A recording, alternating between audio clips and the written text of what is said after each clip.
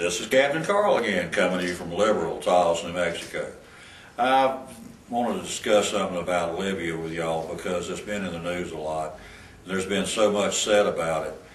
And it just seems to me that anybody that would believe that they did this, so to speak, pretty violent protest because of a movie, even though we all know that this movie against Muhammad was bad and all that, there's no doubt in my mind, that this was already well planned.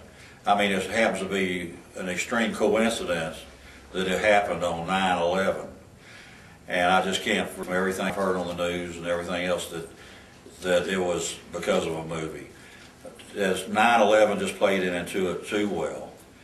And they were just left there. I mean, there's been, in Barbados, they had a big security team. Barbados, give me a break. There was a place, an annex that they could escape to. And these people evidently knew where the annex was because they were there also. Nobody goes, these young people wouldn't be going to a protest with RPGs and AK-47s and all that to protest a movie.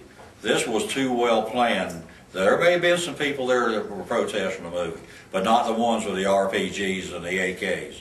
It just didn't happen that way. I just can't for the life of me believe it. And so by leaving them deserted, they had pulled the Marines out of there, a detachment of Marines were pulled out of there.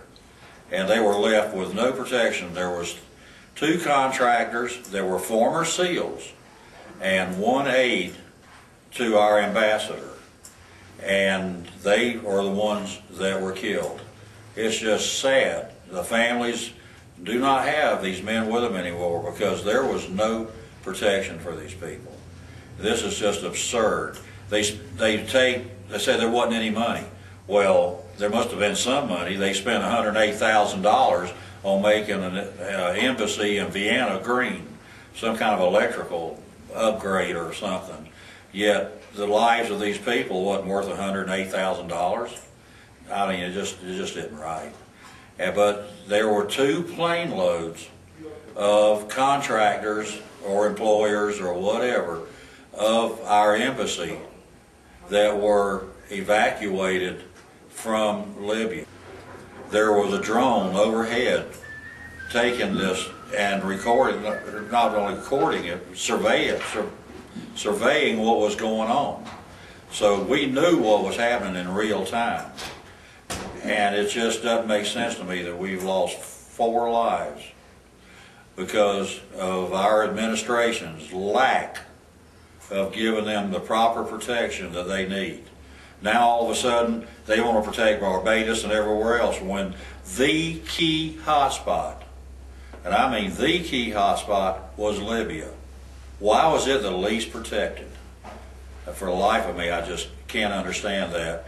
Yet they want to baffle us with BS, and it just, that baffles me.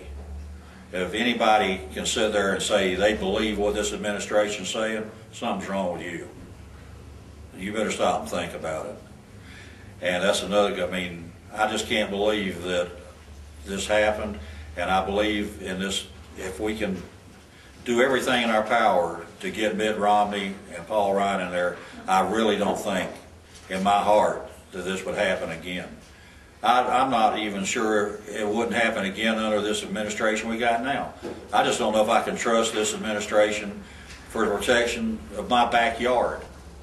I just can't believe it. So I think you need to really stop and think when you push that button or pull that lever or write that vote in.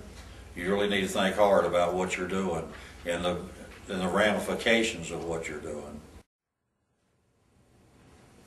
And our president has said that the buck stops here. Well, he's right. The buck does stop there. The boss is where the ultimate blame. I don't care if it's your job or what it is that you're doing. The buck stops at the boss, and he is the boss. So, but Hillary's tried to take the blame for it. So other people try to take blame for it. But the ultimate responsibility still goes back to the president. And if you want to go a little off to the side a little bit with that, this thing with Eric Holder with Fast and Furious, it's a little strange that the president would take and give him an executive privilege, executive pardon, however you want to phrase it. And that's putting the butt back on him again. And it should be that way, because I think, in my mind, they're hiding something and the president knew about Fast and Furious. And if he didn't, why are they covering it up? They're covering up Fast and Furious. They're like a cat in a litter box. They're out there covering this up too, just as fast as they can. And I mean, you can watch the news all you want to. There's little excerpts they take and use what they want you to know. So they're just as guilty as our administration is. Those that take up for him, those that don't. I don't care. I'm not a Fox. I mean, it don't matter if it's Fox, CBS, who it is. You just take, it's like anything. Take everything you can, learn everything you can about it, and then try to figure out in your own mind what you think is right. But in my mind, the president's right. The buck stops there with Eric Holder and Fast and Furious and with Libya. Anyway, this is Captain Carl coming to you and leaving you from liberal Taos, New Mexico. Samulia, God bless you.